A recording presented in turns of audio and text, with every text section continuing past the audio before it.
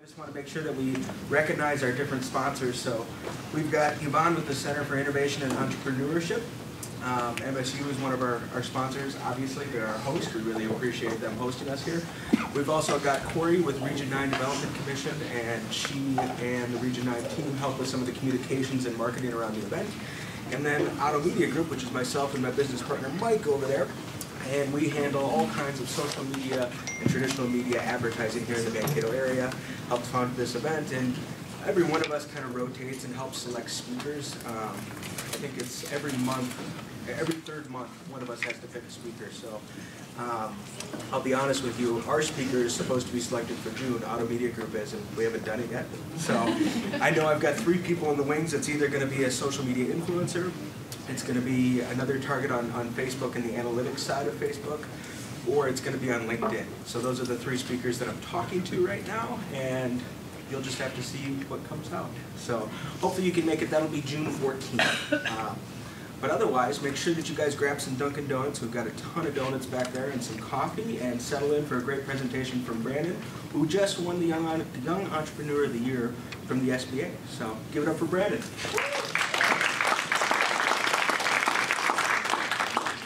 Left my espresso over here, just one second. All right, guys, thank you very much for having me. I think everybody's kind of aware that Facebook's got a lot of attention. Everyone's kind of on it. But retargeting is something that people aren't really talking about. So we'll dive deep into it. I'll leave room for Q&A. We'll just go right into it. So Facebook retargeting. How many people have a website in this room? What are you guys doing right now to everyone that visits your website but doesn't contact you or buys a product or service off of it? There's no way to capture all of that attention. And so this is exactly what Facebook retargeting is. So let me just grab this presenter mode here.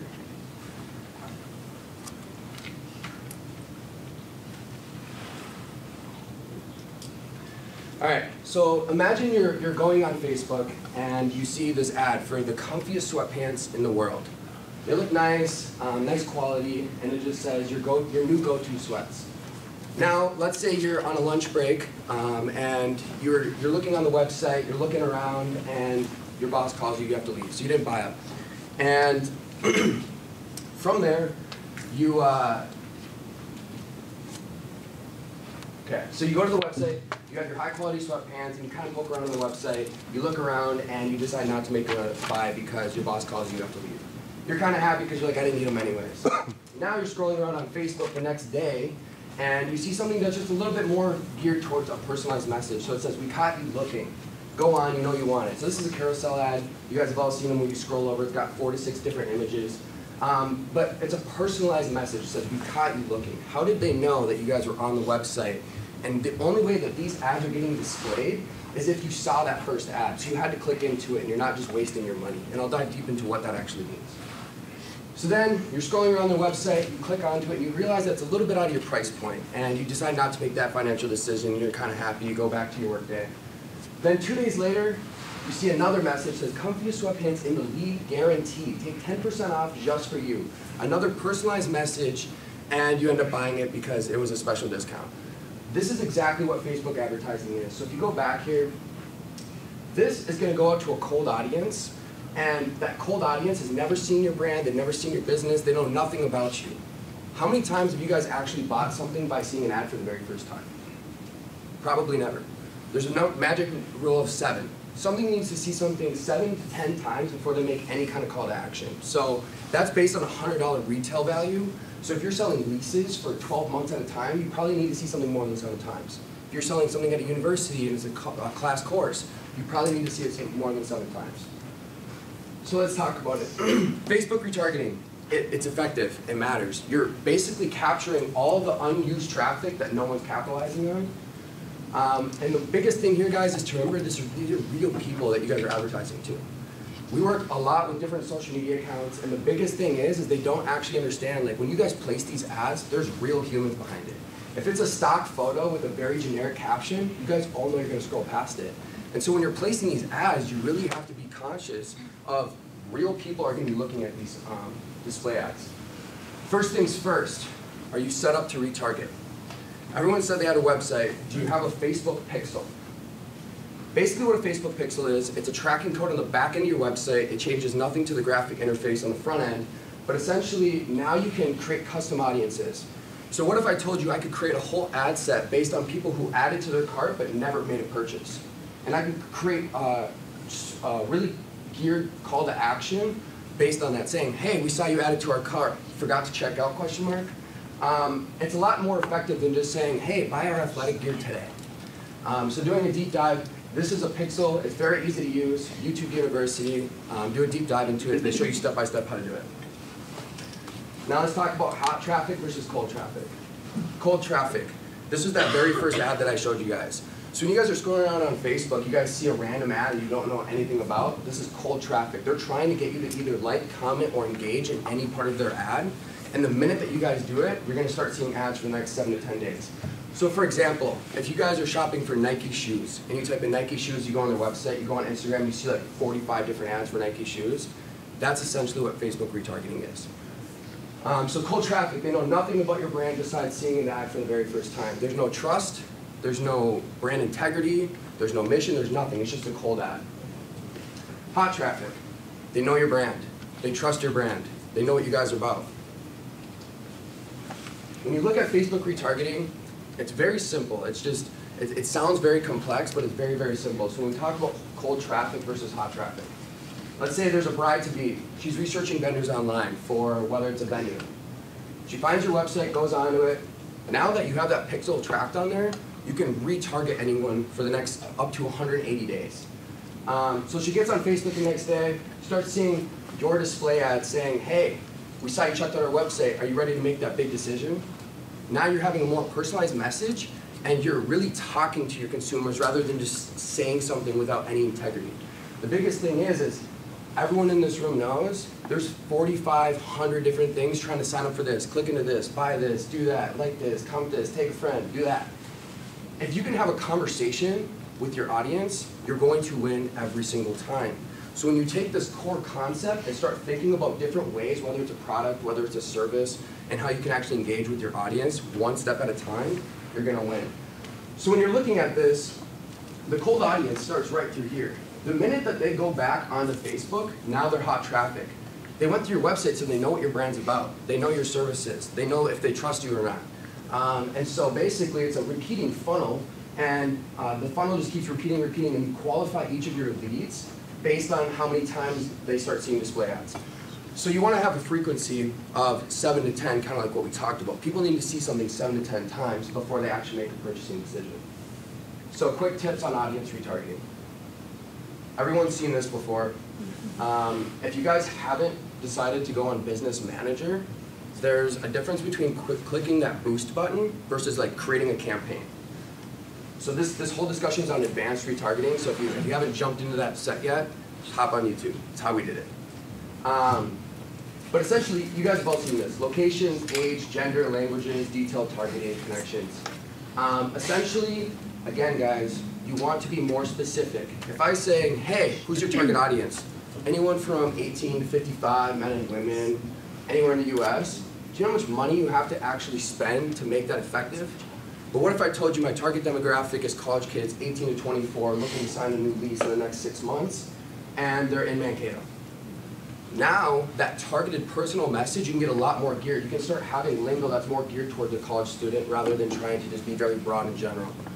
The nice thing about Facebook, guys, is, you know, back in advertising, back in like 50 years ago, you had to have hundreds of thousands of dollars to get any kind of reach that you're getting today. What Facebook did is there's no limit to how many ads you can create, how many campaigns you can create. So when you think about it, instead of like a baseball game where 3 pitches and strike you're out because you just wasted all your money, with Facebook you can micro test things for $1. So I could place 300 ad sets, spend $300, figure out which is my most performing ad, and throw the rest of my allocations to there. So now you have unlimited swings at bat, and it only takes one ad to make a significant return on investment. So you guys have seen it: location, age, gender, languages, detailed targeting, demographic, interest, behaviors, connections, people who like your page, friends of people who like your page, excluding people who like your page. So everyone talks about, like, when you have a boost button, it's like, how many likes did I get, how many comments did I get, they didn't buy anything. With the top of funnel, all you're doing here, guys, is you're grabbing attention. Everyone's fighting for attention nowadays. It's Facebook, Instagram, LinkedIn, TV, radio, you're just fighting for attention. That top of funnel, that cold audience ad that we showed you guys here back,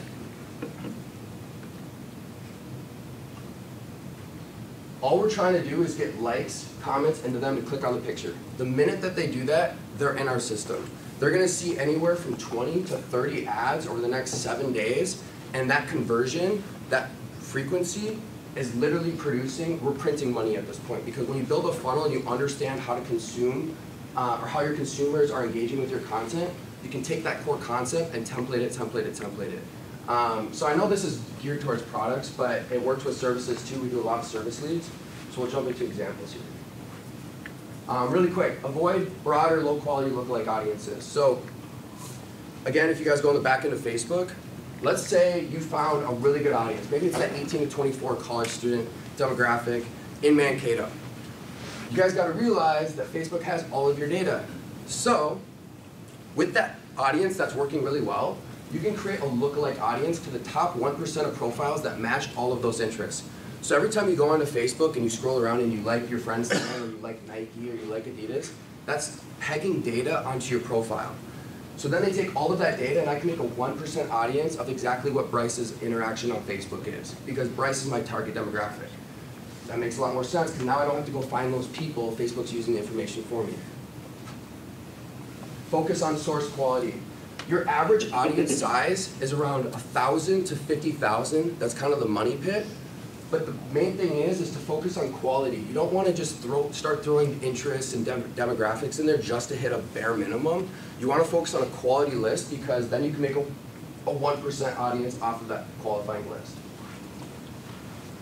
Avoid targeting on top of lookalike audiences. So if I made a 1% lookalike audience on Bryce, and then I started adding on that he is interested in buying a home, and I start adding in all these other parameters, you're going to start making Facebook confused because you're already making a 1% lookalike audience on it, and it's just too many parameters for it to look at.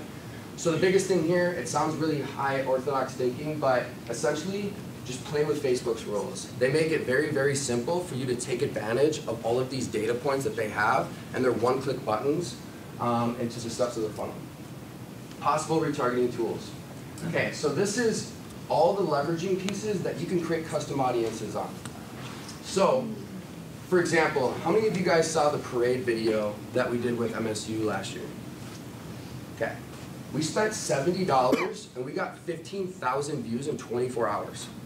In Mankato, there is 24,000 active Facebook users. So within 24 hours, we reached over 50%. We got video views. So we were getting video views for less than a penny. Well, it was like a penny and a half. So that's your top of funnel. There was nothing about my business. It was just a cool event. It was relevant. We did a quick turnaround. We paid $70. We got 15,000 views.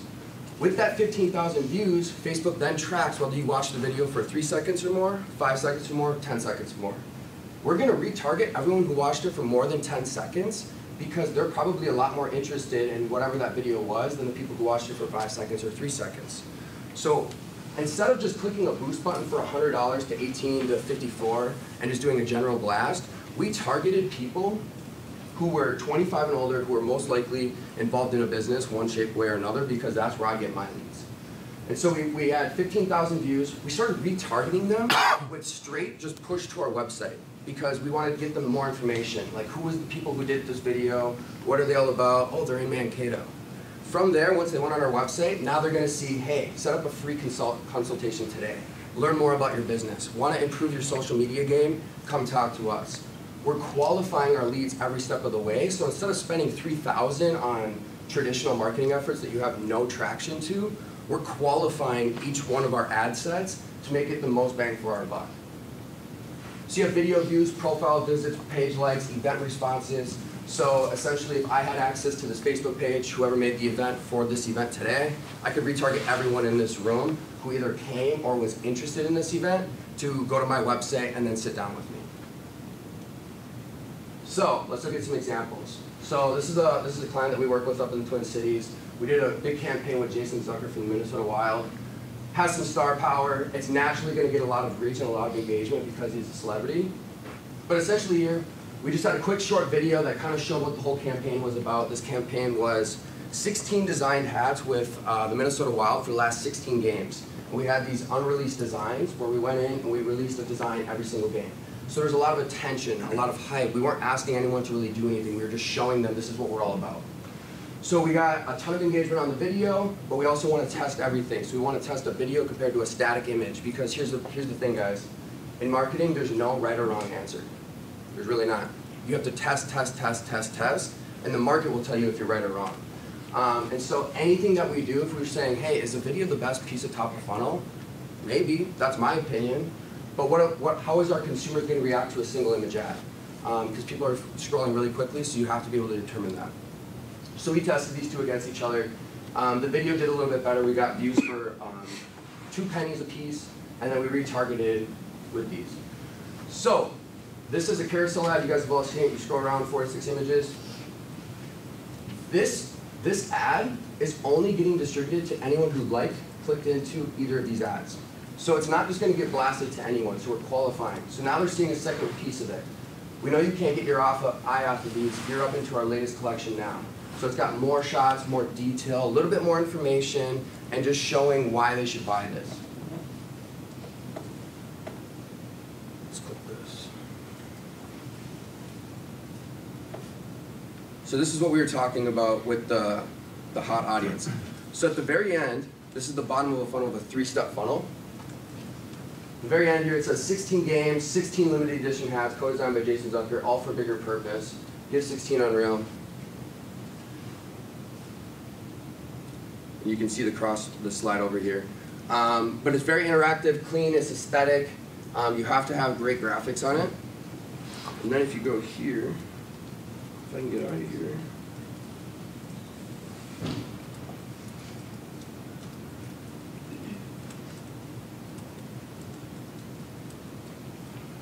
I don't want to go full screen anymore. But if you look here, it says, we caught you looking, go on, you know you want it, 10% off just for you. So going back to that story of where I started, you get the attention, you get them to go to the website. Once they go to the website, you can change how many bottom funnel ads you have, but it's got to be personalized and it's got to have an incentive, and you're going to get them to convert. So when we did this funnel, for every $1 we were putting in to hit the top funnel, middle funnel, and bottom funnel, we're getting $10 back in ads, or in sales, I'm sorry. So we had, it was a 5-week campaign, and we're putting in ads every single day and testing out how low can we get that top of funnel piece, how much attention can we grab. So thinking back a little bit more conceptually, when you think about Facebook retargeting, if you just hit that boost button, you're going to a lake and you're casting a fishing line. You're going to reel it in, you might get a bite or two, you might get a little fish, but you're not going back to that same lake, whether it was a good lake or a bad fishing lake. When you do Facebook retargeting, you build your own ponds, and you just stock your own ponds, and you just refish them, refish them, refish them, refish them. And so you're getting a lot more for your dollars, and you're able to kind of retain some of the traffic that you guys have. So again, this is a service business. Started in Medelia, he's up in the Twin Cities now. So this is a tree service company. What's really cool about this is this industry, no one's capitalizing on Facebook advertising, let alone Facebook retargeting. This guy is literally, we're running messaging campaigns. People are going outside on their deck, taking a photo, sending it to the message on the Facebook page. Our client can give quotes by looking at the picture. He goes out, makes an estimate, and he's just literally bankrolling jobs on Facebook Messenger. He wakes up every single morning, responds to leads, and then just has his guys go and do the appointments. So we had him do a Facebook Live video of a tree falling, because people are going to watch that. And so we have 9.7 thousand views on that. We're going to target people who watched it for more than 10 seconds, and we're going to start putting up ads like this. Your trusted source for tree removal, trimming, stump grinding, and replanting. Quick, clean ad. Spring cleanup starts to have some relevancy, a little bit of a different context in the captioning. But then you also have to understand that people want to see people. They don't want to just see chainsaws and trees falling down. They want to see people. What is this company all about? Do they look professional? Are they trustworthy? So we put a testimonial at the top with a picture of one of their crews. From there, if they clicked into any of those, you're going to start seeing some of these. There's no job too big or too small. So now you're going to have the same picture here to have that relevancy so they can remind themselves that, you know, when they're seeing 50 different ads a day, you want to have some of the same pictures so they have that relevancy and they can remember some of this. And so again, another personalized ad at the bottom of this, 10% off when you message us, get started today. And then another carousel ad where we took the Facebook Live video. When you're scrolling, that's going to capture your attention. You're going to stop. That's the first thing that you have to do is you have to get people to stop scrolling because I don't know if you guys seen people younger than me, I'm 23. If you guys seen anyone scroll as fast as they do below my age, it's like they're racing someone against time. So you have literally less than half of a second to get them to stop. So keeping that in mind. And then the whole campaign objective is to send a message. So I can't get people to sign a lease. I can't get people to swipe their credit card. I can get people to start a conversation, and then we leave that to our client to close the conversation. And so the biggest thing here is grabbing attention, qualifying them and giving them more information, and then giving them a personalized message and incentive to go there. Because here's the thing, guys. That bottom funnel, yes, we're getting 10% off. No one else would have done that unless they've been to your website, and they probably went to bought from you beforehand. So you're already making your initial sales, but the funnel is to really recapture everyone who didn't actually make that decision. You're helping them make the decision just a little bit more. So it's recapitalizing on some of those gains. This is just going to start playing.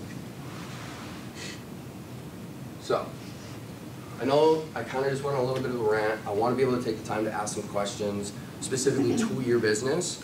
Does anybody have some specific questions? So the targeting options. I stick to, I own a restaurant and on my farm, and so my target market is, you know, parents and grandparents with little kids.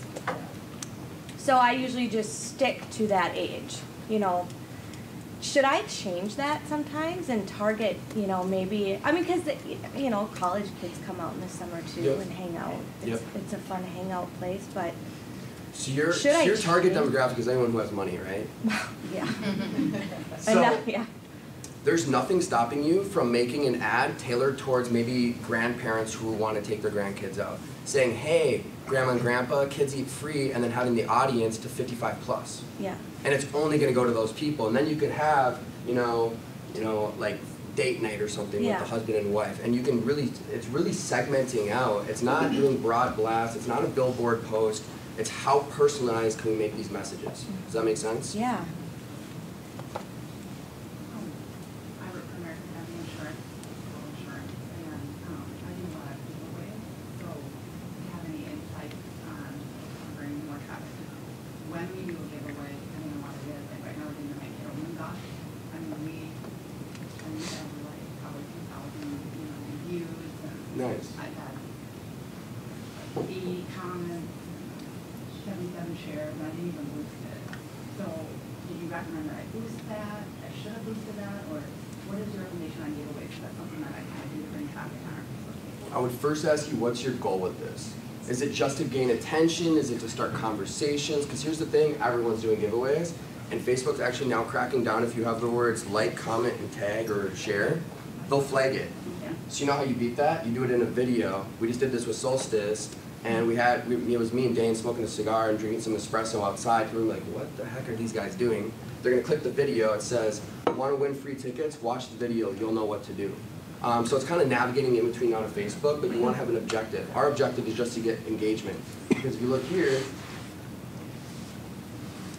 you can retarget anyone who did engagement. So now you're giving away free Moondog tickets. I would run retargeting on the engagement of that post to have them go to your website or to have some more information about you and why they should be knowing you. So when you're doing these giveaways, it's like you can get the likes, you can get the comments, but what are you doing with the traffic? That's what's really going to separate you. Going back to Facebook posts and trying to narrow your audience. So I work with two very niche markets. I know. And I only want to reach maybe 1,000, 5,000, less than 10,000, and I get my certain parameters in there, and then Facebook tells me It's your too low. audience is too narrow. Yeah. How do you get around that? You have to play with Facebook. Here's the thing, it's a free platform. It is a pay-to-play to really get the attention and to monetize it. But essentially, you have to hit that minimum. Once you hit that minimum, now start A/B testing. Pull out certain keywords and figuring out, is that going to optimize or is that not really making a difference in your ad set? So I mean, we could do a whole deep dive on a whiteboard, and I could do a brain dump and really show you, or we could set something up. But you literally have to see what's performed. So if you take 5 to 6 different interests, which one's the most relevant one? Most people won't be able to know because they don't test. They said, I'm going to do, so if we go back to the Unreal, I'm going to do Nike, Adidas, Lululemon, Minnesota Wild, and NHL hockey. If those are your keywords, which one's the most relevant, and you have to segment out each of them, so you duplicate that ad set and just pull Nike. Duplicate the ad set, just pull Adidas. Then you run those all for $10. It's called micro testing. For $10, you're going to see some kind of significance, whether something's performing for 5 cents versus 1 cent. That one that's performing for 1 cent, I'm going to dump all my money into that one because I'm getting 5 times better results on that. So again, the nice thing about Facebook advertising is that you can spend $5 on an ad to see if it's going to work or not. Then just dump all the rest of your money into that because the data's there. So we're a CBD company, and we are not able to boost on Facebook or Instagram. I know. What do we do? Help us, Brandon. I've been like, If I were you, giveaways and stuff to try and get people to share. Growth hack. Okay. We can do a whole nother social media breakfast on influencer marketing. Influencers don't know how to appropriately price themselves. And so I would find people with anywhere, like it doesn't have to be 100,000 followers on Instagram. Micro-influencing, I'm going back to micro. Micro-influencing is actually way more impactful. So if I have, let's say I have an account and it's hockeymemes.com or something, it's an Instagram page, I'm just posting funny hockey stuff. If I have 500,000 followers, most people are going to look at that and be like, hey, can I get featured on your page? I can reach 500,000 people. No, you can't, because Instagram's organic reach is about 10%, and you have to look at their engagement. If they have 500,000 followers, but they're getting 500 likes, it's irrelevant. If you have 5,000 followers and you're getting 500 likes, way more relevant. So I would find influencers who have some kind of influence in the community or in the local area. We should sit down and talk. And I would work with them to do giveaways and post on it because you're going to growth hack that. Another thing too is I would do giveaways because you can't run ads on that yet. It's going to change in the next 6 months. They're still working on that. But I would do giveaways and I would just give away. You're going to lose money on the upfront, but people are going to know your brand. You're going to have their attention and they're going to be talking about it. Now that's where you win. Are you steering your clients away from boosting Yes. entirely? Because it's kind of like fool's gold, isn't it? Yeah. Facebook wants you to think that you know what you do with your Facebook advertising on the front end. Yeah. There's no retargeting, so you're just going to keep spending. If you don't know how to do what to do with that traffic, you're just going to keep dumping money into it, and you're going to see some engagement. But this is why business manager is a big difference between just boosting endlessly versus like capturing audience and monetizing your audience. Yeah. But you say you like doing a lot of giveaway, and at the same time, I don't want to like give away all the time, kind of like showing just give away whatever stuff, you know. Yeah. So is there any other way to kind of like get the fan base or kind of What's your business? audience?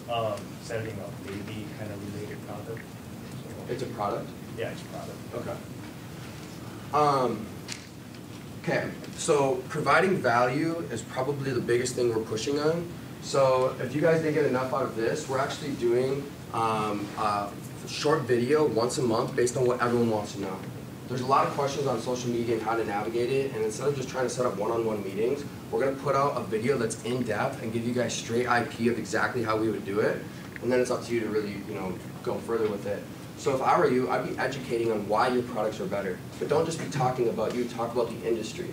Because if I'm just sitting here talking about myself the entire time, people are going to get really sick of it. But if I start talking about how to Facebook retarget, how to create content conversion, how to optimize your audiences, I'm providing straight value. Now you're the thought leader in the space. People are always going to come back to you because you're the expert. Now you have a product to sell. Guess what? They want to buy from the experts. So when you guys scroll on Facebook, have you guys seen like, hey, download this free PDF to win on Facebook? They're going to get you to download that PDF. Now you're on their website. Now you're going to get retargeted, and they probably have some master class or some consulting that they're going to try to sell to you at the end. So it's all about attention, website, qualifying, buy.